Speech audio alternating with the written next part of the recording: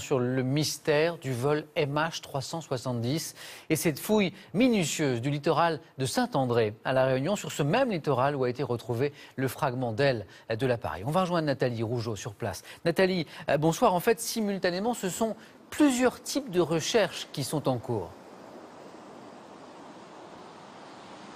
Oui, Samuel, on a vu déferler une vague d'emplois verts sur le rivage à Saint-André, là même où on a retrouvé, vous l'avez dit, il y a une dizaine de jours, le débris d'aile.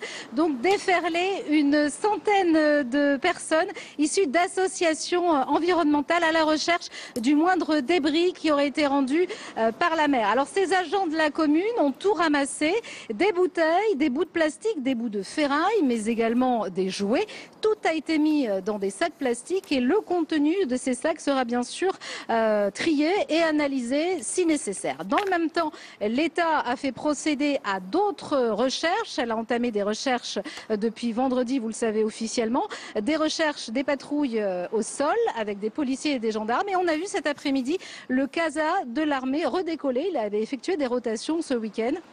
Eh bien, le CASA a redécollé pour balayer la zone de 4800 mètres, c'est-à-dire à peu près une zone qui couvre jusqu'à une centaine de mètres au large de la Réunion. Il faut rappeler qu'il y a une coopération régionale dans cette affaire, puisque Maurice et les Maldives ont également entamé des recherches sur leur rivage. Alors la France, bien sûr, en dégageant ses moyens, veut mettre toutes les chances de son côté pour retrouver d'autres débris que l'aile d'avion, donc pouvant provenir du vol MH370. Merci. Il faut dire également que les familles espèrent, au terme de ces recherches qui seront menées jusqu'à vendredi, sauf prolongation bien sûr, eh bien ces familles, elles espèrent pouvoir venir constater de visu et éventuellement identifier un objet ayant appartenu à leur cher disparu. Merci.